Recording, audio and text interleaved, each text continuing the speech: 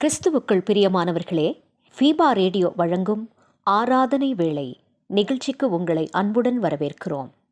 ஆராதனை வேளை நிகழ்ச்சியை நீங்கள் வாரந்தோறும் கேட்டு ஆசிர்வதிக்கப்பட்டு வருகிறீர்கள். இவ்வாரமும் இந்நிகழ்ச்சியை கேட்டு ஆசிர்வதிக்கப்படுங்கள். தேவன் ஆவியாய் இருக்கிறார். அவரை தொழுது கொள்ளுகிறவர்கள் ஆவியோடும் உண்மையோடும் அவரை தொழுது கொள்ள வேண்டும் என்றார். யோவான் 4:24. இந்நிகழ்ச்சி பற்றிய மேலான கருத்துக்களை கமெண்ட் செக்ஷனில் பதிவிடுங்கள். உங்கள் நண்பர்களுக்கும் இந்நிகழ்ச்சியை அறிமுகம் செய்யுங்கள். இனி கேளுங்கள் ஆராதனை வேளை.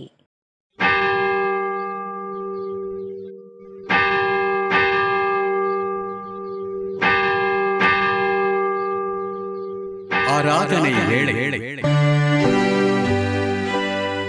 நம்முடைய ஆரம்பம் பிதா குமாரன் பரிசுத்த ஆவியின் திருப்பேரிலே. ஆமென். பிரியமானவர்களே, ஃபீபா ரேடியோ தயாரித்து ஒளிபரப்பும் ஆராதனை வேளை நிகழ்ச்சிக்கு நேயர்களாகிய உங்களை அன்போடு கூட வாழ்த்தி நாங்கள் வரவேற்கின்றோம். கர்த்ததாமே நம்மையும் இந்த ஆராதனை வேளை நிகழ்வையும் அளவில்லாமல் ஆசீர்வதித்து கிருபையினாலும் சமாதானத்தினாலும் நம்மை நிரப்புவாராக.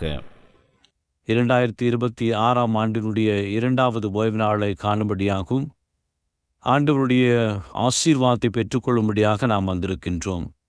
நாம் ஒருமனப்பட்டவர்களாக ஆண்டவரை நோக்கி நாம் மன்றாடுவோம். நேற்றும் இன்றும் என்றும் மாறாத எங்கள் அன்பின் ஆண்டவரே, இந்த அருமையான கால வேளைக்காக நன்றி செலுத்துகின்றோம். புதிய ஆண்டினுடைய 2வது ஓய்வு நாளிலே இந்த ஆராதனை வேளை நிகழ்வின் வாயிலாக நாங்கள் உம்மை ஆராதிக்க செய்த கிருபைக்காக நன்றி செலுத்துகின்றோம். எங்கெல்லாம் இந்த வார்த்தைகள் இப்பொழுது ஒழித்து கொண்டிருக்கின்றதோ அங்கெல்லாம் கர்த்தருடைய பிரசனம் இறங்கி முதல் பிள்ளைகளை ஆசீர்வதிக்கும்படியாக நாங்கள் ஜெபிக்கின்றோம்.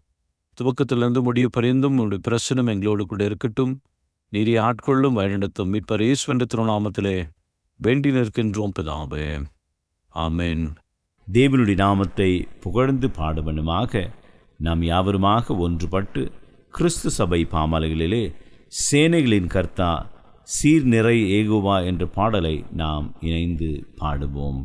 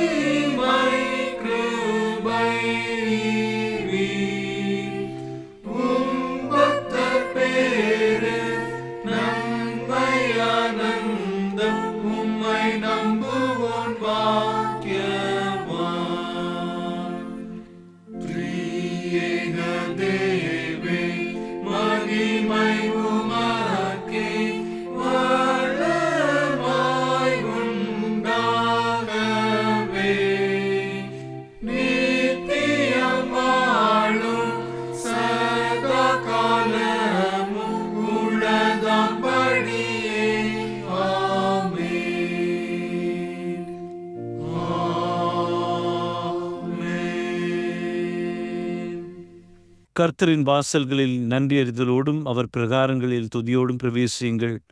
அவருக்கு நன்றி செலுத்தி அவர் நாமத்தை ஸ்தோத்திரியுங்கள்.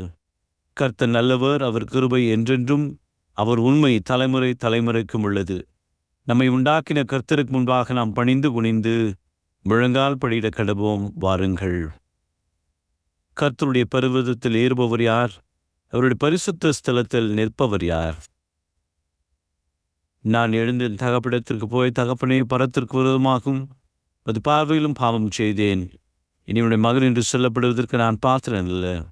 உடைய வேலைக்காரில் ஒருவனாக என்னை வைத்துக் கொள்ளுவேன். சற்று நேரம் அமைதியோடு கூட இருந்து நாம் செய்த பாவங்கள், குற்றங்கள், தப்பிதங்களை தேவனுடைய சமூகத்திலே நாம் அறிக்கை செய்வோம். பாவத்தை அறிக்கை செய்து நாம் பாவ மன்னிப்பு நிச்சயத்தையும் விசுவாசத்தோடு கூட பெற்றுக்கொள்வோம்.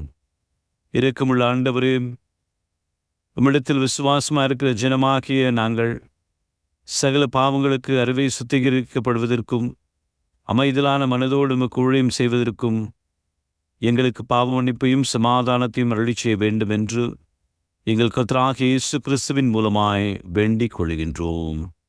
ஆமேன். ஆண்டவரை துதியுங்கள். ஆண்டவர் நாமம் துதிக்கப்படுவதாக. இன்றைய நாளுக்குரிய வேத பகுதியை நாம் வாசிக்க கவனமாக கேட்போம். வாசிக்கும்படியாக தெரிந்து கொண்ட வேத பகுதி யோவான் எழுதின சுவிசேஷம் 4ஆம் அதிகாரம், வசனங்கள் 50 54 முடிய. இயேசு அவனை நோக்கி, நீ போகலாம், உன் குமாரன் பிழைத்திருக்கிறான் என்றார். அந்த மனுஷன் இயேசு சொன்ன வார்த்தையை நம்பி போனான். அவன் போகையில் அவனுடைய ஊழியக்காரர் அவனுக்கு எதிர்கொண்டு வந்து, உம்முடைய குமாரன் பிழைத்திருக்கிறான் என்று அறிவித்தார்கள். அப்பொழுது எந்த மணி நேரத்தில் அவனுக்கு குணமுண்டாயிற்று என்று அவர்களிடத்தில் விசாரித்தான். அவர்கள், நேற்று 7ஆம் மணி நேரத்தில் ஜுரம் அவனை விட்டது என்றார்கள். உன் குமாரன் பிழைத்திருக்கிறான் என்று இயேசு தன்னுடனே சொன்ன மணி நேரம் அதுவே என்று தகப்பன் அறிந்து அவனும் அவன் வீட்டார் அனைவரும் விசுவாசித்தார்கள். இயேசு யூதேயாவில் இருந்து கலிலேயாவுக்கு திரும்பி வந்த பின்பு இது அவர் செய்த 2ஆம் அற்புதம். வாசிக்கும்படியாக தெரிந்து கொண்ட வேத பகுதி வாசித்தாயிற்று. கிறிஸ்துவே உமக்கே மகிமை உண்டாவதாக. ஆமென். தேவனுடைய நாமத்தை புகழ்ந்து பாடுமண்டுமாக ஞான கீர்த்தனைகளிலே இயேசு ராஜனின் திருவழிக்கு சரணம் சரணம் சரணம் என்ற பாடலை நாம் சேர்ந்து பாடுவோம்.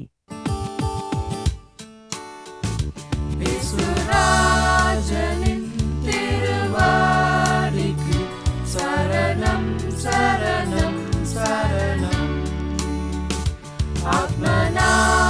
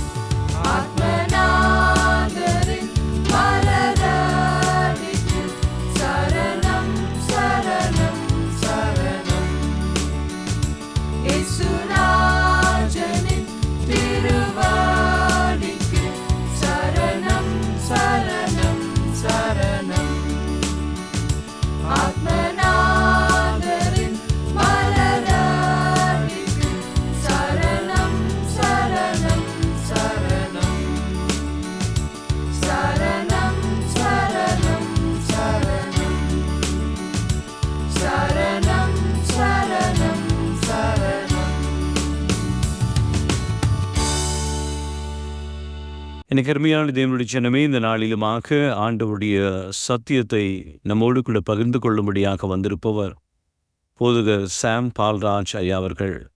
போதகர் சாம் பால்ராஜ் ஐயா அவர்கள் ஆண்டவருடைய சத்தியத்தை நம்மோடு கூட பகிர்ந்து கொள்கின்றார். விசுவாசத்தோடும் நம்பிக்கையோடும் ஆண்டவருடைய சத்தியத்தை கேட்போமாக. கிறிஸ்துவுக்குள் பிரியமானவர்களே, ஆராதனை வேளை நிகழ்ச்சியில் கலந்து கொண்டிருக்கிற உங்கள் யாவருக்கும் இயேசு கிறிஸ்துவின் இனிய இன்ப நாமத்தில் என்னுடைய வாழ்த்துக்களை தெரிவிக்கிறேன். இந்த நாளிலே வேத வார்த்தைக்கு நேராக நாம் கடந்து செல்லுவோம். யோவான் சுவிசேஷம் 4ஆம் அதிகாரம் அதனுடைய 50ஆம் வசனத்தை வாசிக்க கேட்போம். இயேசு அவனை நோக்கி, நீ போகலாம், உன் குமாரன் பிழைத்திருக்கிறான் என்றார். அந்த மனுஷன் இயேசு சொன்ன வார்த்தையை நம்பி போனான். இந்த நாளிலே செய்தியின் தலைப்பாக உங்களுடைய விசுவாசத்தை ஆழப்படுத்திக் கொள்ளுங்கள் என்பது என்னுடைய தலைப்பாயிருக்கிறது. நம்மளுடைய வாழ்க்கையில் நாம் தேவனை விசுவாசிக்கிறோம், தேவனை நம்புகிறோம். ஆனால் இந்த இடத்திலே ஒரு மனிதனுடைய விசுவாச வாழ்க்கை எப்படி ஆளப்படுகிறது என்பதை இந்த சம்பவம் மூலமாக நமக்கு புரிந்து கொள்ள முடியும். ராஜாவின் அரண்மனையில் வேலை பார்க்கிற ஒரு மனிதன் தன்னுடைய ஒரே மகன் வியாதியின் படுக்கையில் இருக்கிறபடினால் இயேசுவின் அருகே வந்து இயேசுவை அழைத்து தமது வீட்டுக்கு வரும்படியாக, ஏன் என்று கேட்டால், என்னுடைய மகன் மரண படுக்கையில் இருக்கிறபடினால் நீர் வந்து அவனை குணமாக்க வேண்டும் என்று ஆண்டவரிடத்தில் சொல்லுகிறதை நாம் பார்க்க முடியும். நீங்கள் சற்று கவனித்து பாருங்கள். முதலாவது இந்த மனிதன் கலிலேயா என்ற அந்த ஊர்ல இயேசு இருக்கிறார் என்பதை அறிந்து ஒரு நம்பிக்கையோடு ஒரு விசுவாசத்தோடு இயேசுவின் அண்டை அவன் வருகிறான். அவனுடைய முதல் கட்டமான அந்த விசுவாசத்தை நாம் பார்க்கும்போது ஒரு நம்பிக்கை அவனுக்குள்ளாக இருக்கிறது. இயேசுவின் இடத்தில் சென்று அவரை அழைத்து கொண்டு என் வீட்டுக்கு வந்தால் ஒருவேளை மரண படுக்கையில் வியாதியில் இருக்கிற என்னுடைய மகன் குணமடைய முடியும் என்பதுதான் முதல் கட்டமான அவனுடைய விசுவாசம். அந்த விசுவாசத்தின்படி அவன் ஆண்டவரிடத்தில் சென்று அவனுடைய காரியங்களை ஆண்டவரிடத்தில் சொல்லுகிறான்.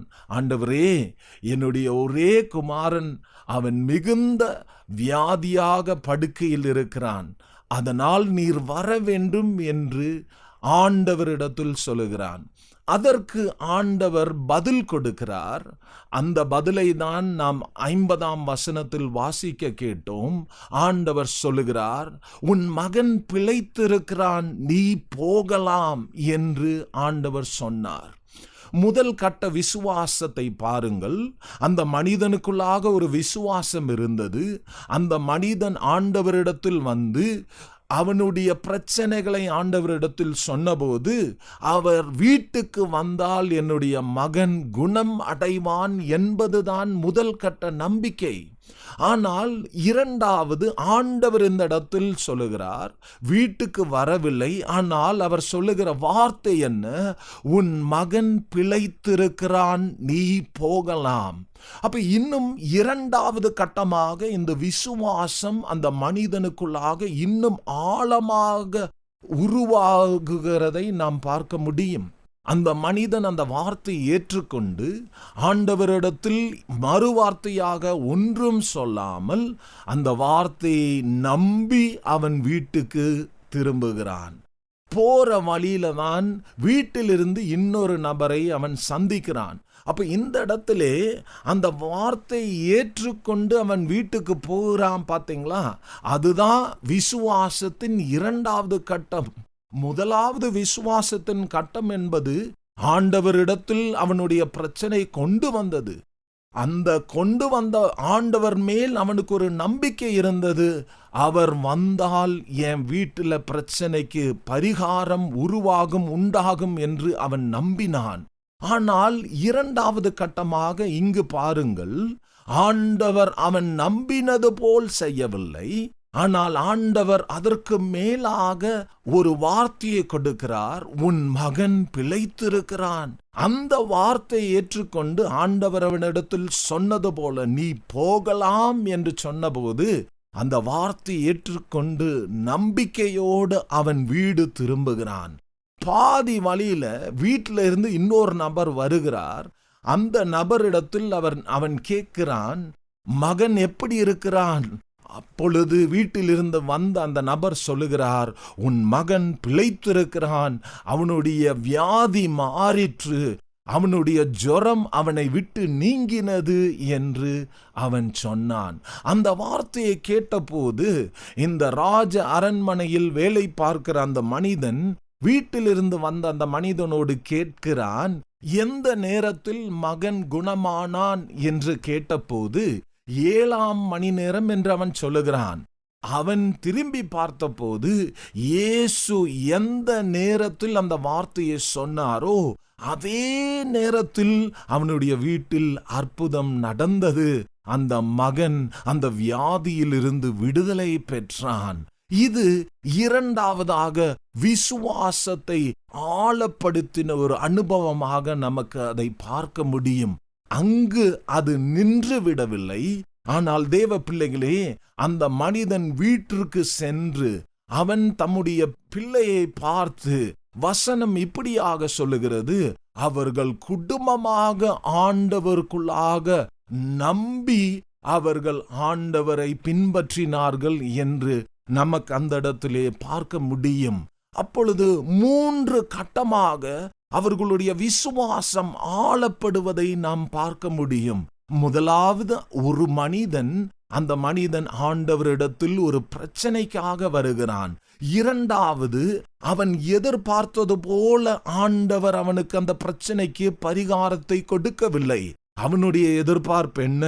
ஆண்டவரே, நீங்கள் வீட்டுக்கு வாங்க, வந்து என்னுடைய பிள்ளையை நீங்கள் குணமாக்குங்க என்று சொல்லுகிறான். அதுதான் அவனுடைய நம்பிக்கையும், அதுதான் அவனுடைய எதிர்பார்ப்பும். ஆனால் அந்த நம்பிக்கைக்கும் எதிர்பார்ப்புக்கும் மேலாக ஆண்டவர் ஒரு வார்த்தையை அனுப்புகிறார். நீ போகலாம், உன் மகன் பிழைத்திருக்கிறான் என்ற இரண்டாவதாக அவனுடைய விசுவாசம் முதல் கட்டத்தை விட இன்னும் ஆழமாக பதிவதை, ஆழப்படுத்துவதை நாம் பார்க்க முடியும். ஏன் என்று கேட்டால், அந்த வார்த்தையை நம்பி வீட்டுக்கு போறதுக்கான ஒரு தைரியம், வீட்டுக்கு போறதுக்கான ஒரு தைரியம் அவனுக்குள்ளாக வந்தது. போற வழியில தான் அவன் அந்த அற்புதம் எப்பொழுது நடந்தது, என்ன நடந்தது என்று அவன் அறிந்து கொள்கிறான். ஆனால் வீட்டுக்கு போன பின்பது அவன் மட்டுமல்ல தேவ பிள்ளைகளே, அவனும் அவனுடைய மகனும் குடும்பம் முழுவதுமாக ஆண்டவராகிய இயேசு கிறிஸ்துவை நம்பி இரட்சகராக ஏற்றுக்கொண்டு பின்பற்றுவதை நாம் பார்க்க முடியும். இந்த இடத்திலேதான் நான் என்னுடைய தலைப்பை சொன்னது போல, உங்களுடைய விசுவாச வாழ்க்கையை நீங்கள் கிறிஸ்துவுக்குள்ளாக ஆழப்படுத்தி கொள்ள வேண்டும். தேவனிடத்தில் ஒவ்வொரு நாளும் நெருங்கி நெருங்கி நாம் வரும்போது ஆண்டவர் சொல்லுகிற காரியங்களை ஏற்றுக்கொண்டு, அவர் சொல்லுகிற வசனங்களை நாம் ஏற்றுக்கொண்டு இருதய பூர்ணமாக நாம் அவரை நம்பும்போது, தேவனுடைய வசனம் சொல்வது போல கர்த்தரை நம்பினவர்கள் வெட்கப்பட்டு போவதில்லை என்று சொன்னது போல, எந்த காரியத்துக்காக ஆண்டவரை நம்பி இந்த காலவேளையில், ஆராதனை வேளையில் நீங்கள் கலந்து கொண்டிருக்கிறீர்களோ, அந்த காரியத்தின் மேல் நிச்சயமாக உங்களுடைய நம்பிக்கை வீண் போகாமல், அந்த நம்பிக்கை ஒரு பலன் அடைவதை காண ஆண்டவர் உங்களுக்கு உதவி செய்வார் என்பதை நீங்கள் மறந்துவிடக் கூடாது. ஒருவேளை நீங்கள் மிகுந்த பாரத்தோடு வந்திருக்கலாம். அந்த மனிதன் இயேசு அண்டை வந்தது போல ஒருவேளை வியாதியின் படுக்கையோட, வியாதியின் பிரச்சனையோடு நீங்கள் வந்திருக்கலாம். ஒருவேளை கடன் பாரத்தோடு வந்திருக்கலாம். உங்களுடைய பிரச்சனைகள் எவ்வளவு பெரிதாக இருந்தாலும் நீங்கள் நம்பிக்கையோடு ஆண்டவரின் சமூகத்தில் வந்திருப்பீர்கள். ஆனால் உங்களுடைய நம்பிக்கை வீண் போகாது. அவருடைய வார்த்தை விடுதலையாக, அவருடைய வார்த்தை உங்களுக்கு குணமாக, அவருடைய வார்த்தை உங்களுக்கு வெற்றியாக இந்த நாளிலே வந்து கொண்டிருக்கிறது. தேவ பிள்ளைகளே, அந்த வார்த்தையை ஏற்றுக்கொண்டு தேவனுக்கென்று நீங்கள் பிரகாசியுங்கள். அந்த வார்த்தையை ஏற்றுக்கொண்டு தேவனுக்கென்று உங்களுடைய நம்பிக்கை இன்னும் அதிகமாக ஆளப்படட்டும் என்று சொல்லி என்னுடைய வார்த்தையை முடிக்க நான் வாஞ்சிக்கிறேன். உங்களுடைய விசுவாசம் கிறிஸ்துவுக்குள்ளாக இன்னும் திடப்படுத்தி ஆழப்படுத்தி தைரியமாக நில்லுங்கள். பிரச்சனைகள் உங்களை மேற்கொள்ளாது. உங்களுடைய விசுவாசம் வீண் போகாது. கர்த்தர் உங்களுடைய வாழ்க்கையில் பெரிய காரியங்களை செய்யட்டும் என்று சொல்லி வார்த்தையை முடிக்கிறேன். தேவன் உங்களை ஆசீர்வதிப்பாராக. எனக்கு அருமையான தேவனுடைய ஜனமே, இந்த நாளிலுமாக நம்முடைய கடந்து வந்து ஆண்டவருடைய சத்தியத்தை பகிர்ந்து கொண்ட போதகர் சாம் பால்ராஜ் ஐயா அவர்களுக்கு ஃபீபா ஊழியர்களின் சார்பிலும் ஆராதனை வேளை நேர்களாக்கி உங்கள் அனைவரின் சார்பிலும் வாழ்த்துக்களையும் நன்றிகளையும் தெரிவித்துக் கொள்கின்றோம். கர்த்ததாமை அவரையும் அவருடைய ஊழியத்தையும் குடும்பத்தையும் அளவில்லாமல் ஆசீர்வதிப்பாராக. ஆண்டவருடைய சத்தியத்தை கேட்ட நாம் அனைவருமாக இணைந்து நம்முடைய விசுவாசத்தை அப்போஸ்தலர் விசுவாச பிரமாணத்தின் வாயிலாக அறிக்கை செய்து அதை நாம் உறுதி செய்வோமாக. வானத்தையும் பூமியையும் படைத்த சர்வ வல்லமையுள்ள பிதாவாகிய தேவனை விசுவாசிக்கிறேன். அவருடைய ஒரே குமாரனாகிய நம்முடைய நாதர் இயேசு கிறிஸ்துவையும் விசுவாசிக்கிறேன். அவர் பரிசுத்த ஆவியினாலே கன்னி மரியாளிடத்தில் உற்பவித்து பிறந்தார். பொந்தியு பிலாத்துவின் காலத்தில் பாடுபட்டு சிலுவையில் அறையுண்டு மரித்து அடக்கம் பண்ணப்பட்டு பாதாளத்தில் இறங்கினார். மூன்றாம் நாள் மரித்தோரிடத்திலிருந்து எழுந்தருளினார். பரமண்டலத்துக்கு ஏறி சர்வ வல்லமையுள்ள பிதாவாகிய தேவனுடைய வலது பாசத்திலே வீற்றிருக்கிறார். அவரிடத்திலிருந்து உயிருள்ளோரையும் மரித்தோரையும் நியாயம் தீர்க்க வருவார். பரிசுத்த ஆவியையும் விசுவாசிக்கிறேன். பொதுவாயிருக்கிற பரிசுத்த சபையும் பரிசுத்தவான்களுடைய ஐக்கியமும் பாவ மன்னிப்பும் சரீர உயிர்த்தெழுதலும் நித்திய ஜீவனும் உண்டென்று விசுவாசிக்கிறேன். ஆமென். மீண்டும் ருசியாக தேவனுடைய நாமத்தை புகழ்ந்து பாடுமனமாக கிறிஸ்து சபை பாமாலைகளிலே நல் மீட்பர் இயேசு நாமமே என்ற பாடலை நாம் சேர்ந்து பாடுவோம்.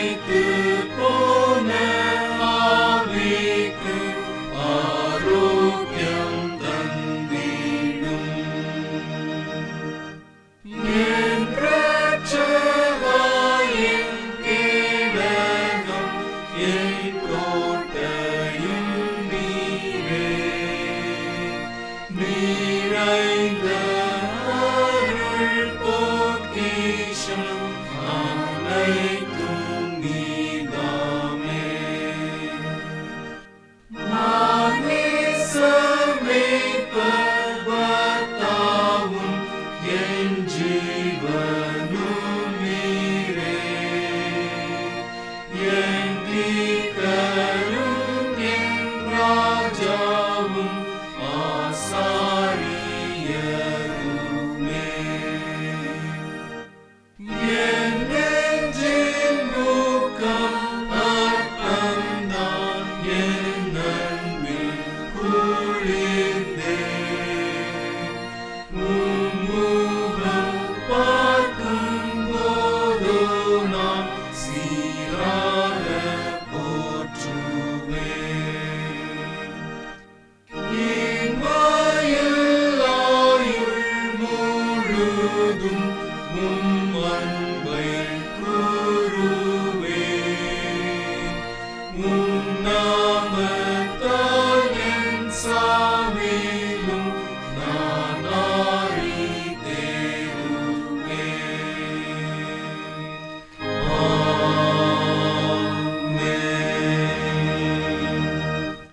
ஆண்டவரை நோக்கி நாம் மன்றாடுவோம்.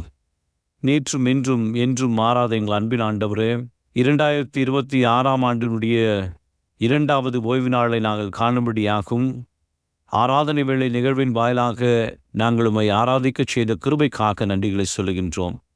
இப்பொழுது உம்முடைய சத்தியத்தை கேட்டு உமது பிள்ளைகள் அனைவரும் உடைய சமூகத்திலே சொல்லிக் கொண்டிருக்கின்ற விண்ணப்பங்களை எல்லாவற்றையும் கர்த்தர் கேட்டு பதிலை தர வேண்டும் என்று சொல்லி மன்றாடுகின்றோம்.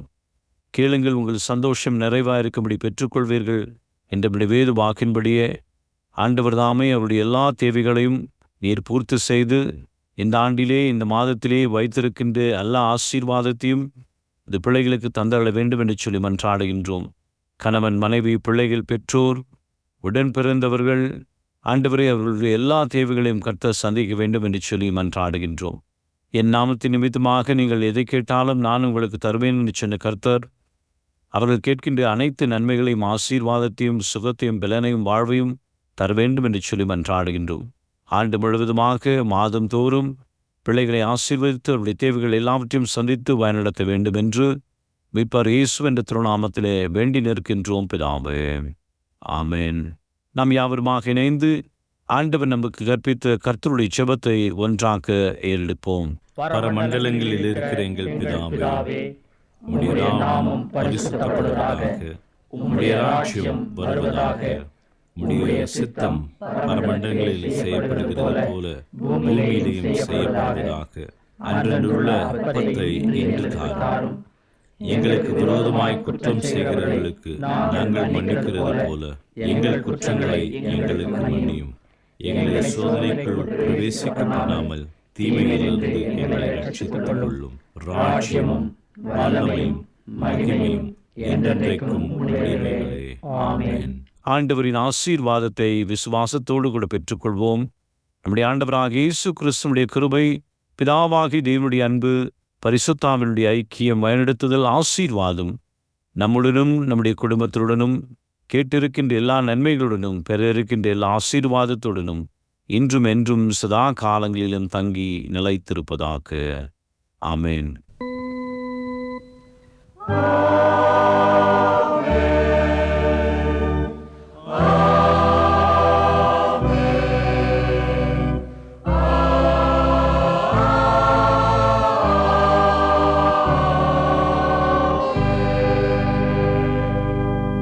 இந்த வாரத்திற்குரிய வாக்குத்தத்த வசனத்தை நாம் பெற்றுக்கொள்வோம். மத்தேயு எழுதின சுவிசேஷம் 5ஆம் அதிகாரம் 16ஆம் வசனம்.